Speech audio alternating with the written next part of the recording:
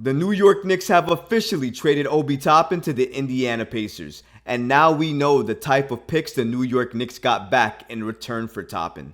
And let's just say, if you were mad about the Obi Toppin trade before, when you hear the picks the New York Knicks got back in return for Toppin, you're gonna be fuming.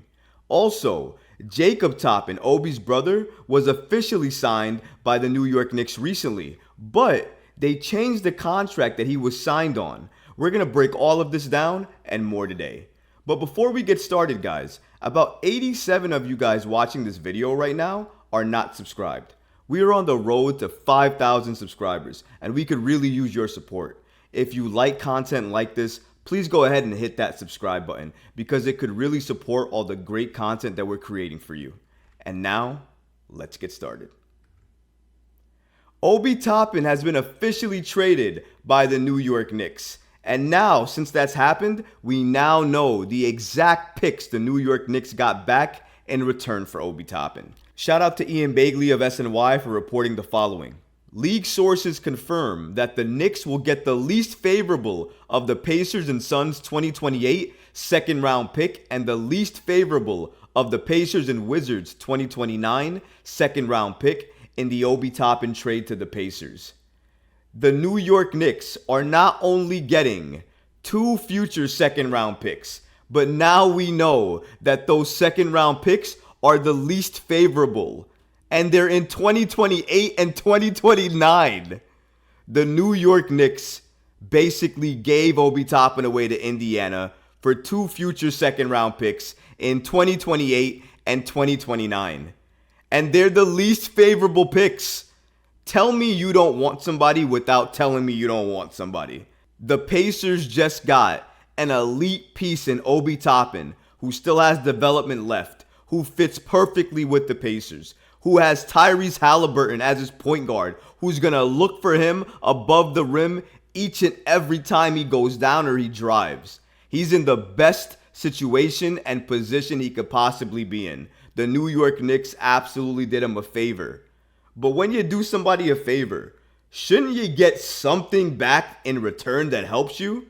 They got nothing back. These second round picks are going to be nothing. Either they're going to be utilized in a trade in the future for maybe not even a significant piece, or they're just going to be drafted, not used, traded, or let go later on. It's not going to make sense for the New York Knicks to have all these second round picks. We're flush with second round picks to begin with. Why do we need any more second round picks? Obi Toppin should have been used in order to make a trade happen for a piece. So that way we could use that piece to continue to try to contend in the East. We gave him away for basically nothing. A lot of people have been telling me in the comment section that Obi Toppin's value was so low that we were lucky to get 2 second round picks for him. Well, let me challenge you on that. Why was his value so low? Because he played 15.9 minutes a game behind Julius Randle? Was that why it was so low? Why was his value so low that we had to settle for 2 future second round picks in 2028 and 2029? Why are we still looking for a backup power forward? Because we gave our backup power forward away to Indiana. And all you needed to do was play him 6 or 7 minutes additional with Julius Randle. And if you did that, maybe he's not as mad. And when reports come out that Josh Hart might play small ball power forward, but you gave away your backup power forward because you didn't want to play him with Julius Randle. When Josh Hart plays small ball power forward, who's playing the 5? Is it not going to be Julius Randle? I just don't get it and don't understand it. Obi Toppin deserved better from the New York Knicks organization. They should have at least played him enough with Julius Randle to get his value off the ground. So at the very least, they could trade him for at least a first round pick. And if you couldn't get that, make sure you trade him within a package for a star or a piece that you can build with. Trading him for 2 second round picks that you're basically never going to draft or never going to play doesn't make any sense at all. And now learning that the picks are in 2028 and 2029 and they're the least favorable picks makes this trade for the New York Knicks even worse. The Knicks have officially signed Jacob Toppin, Obi Toppin's brother, to a deal. Now, initially, when this was announced, the New York Knicks had announced that they signed the undrafted rookie at the time, Jacob Toppin, to a two-way deal.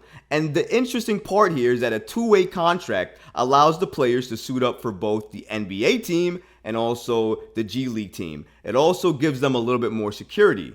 Well, actually now, after reports came out that the Knicks officially signed Jacob Toppin, another report came out stating that the deal is now a Exhibit 10 deal and not a two-way contract. Now, this was reported by a Hoops Hype. Toppin has officially signed with the Knicks, as the team announced today, but according to Fred Katz of The Athletic, Toppin ended up signing an Exhibit 10 contract instead of a two-way deal. He'll receive up to $75K if he's waived before the start of the season and spends at least 2 months with the Westchester Knicks in the G League. This is very interesting information to note because the two-way contract he was initially announced as having with the New York Knicks gave him a lot more security. Now, with this Exhibit 10 contract, it's essentially a non-guaranteed minimum salary deal. And if the New York Knicks don't want him and don't convert his deal into a two-way contract before the regular season starts, they could waive him and not take a cap hit. And now with no Obi Toppin on the team, there's really no need for the New York Knicks to keep him. He is a good player. He was a good player in Kentucky. But here's the thing. He's injured as well, too. The injury, the fact that he can't play, and the fact that we can't see what he can do, all go against him and weigh against him in regards to him actually getting a two-way deal struck with the New York Knicks again. So it's interesting that they announced this when they announced that the Obi Toppin trade was official and that they announced that it's changed now to an Exhibit 10 deal. It's certainly possible that Jacob Toppin was added to the team in the hopes of keeping Obi Toppin happy, making sure Obi Toppin was okay, and to also make sure that Obi Toppin would stay with the New York Knicks for the long term. Maybe the Knicks were talking about a contract extension with Obi Toppin before he was traded. I'm not sure what the conversations were going on, but it's clear that the Jacob Toppin ad was more for Obi Toppin than anything else. And I think what signals that the most is that the two-way deal he was on was turned into an Exhibit 10 contract. And even though the Knicks have the ability to change the Exhibit 10 into a two-way deal again, I think it's very interesting to note that when they officially announced that they signed him, they announced that now it is an Exhibit 10 deal, which means that they likely will waive him before the regular season. I think it's no secret. We've all seen it. With regards to rookies in the New York Knicks, especially under head coach Tom Thibodeau, they don't do well right away. It takes a lot for them to shine and to showcase their ability, especially when you're playing with Tom Thibodeau, who likes to go with more experienced and veterans guys, more guys that understand what he runs and his schemes and his systems. So I think that's what he prefers and goes toward, and it makes it harder for rookies who are just getting into the league, learning that system for Tom Thibodeau, to get inserted right away. Even Miles McBride, who's probably the prototype Tom Thibodeau draft pick, still can't really find regular minutes for him, even though he fits the prototypical type of player that Tom Thibodeau would like, a defense-first type of guard that would rather defend versus anything else. You would think that he would, at least at this point, carved out a bigger role for himself with Tom Thibodeau. But he hasn't, and it speaks to the fact that Tom Thibodeau likes to go with vets, likes to go with experience, and likes to go with players that he really can trust. And even though some of the young kids he likes and he likes their defense, he doesn't trust them like he trusts his Randall. Doesn't trust them like he trusts his Jalen Brunson, like he trusts RJ.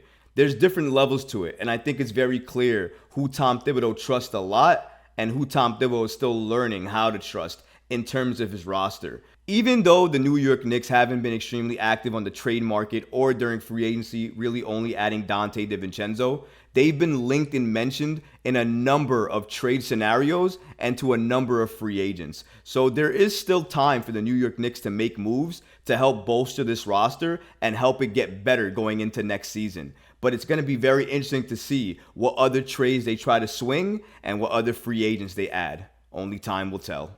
If you like this episode, go ahead and leave a comment below, smash that like button, and don't forget to subscribe to the channel. Until next time, Knicks fans. Peace.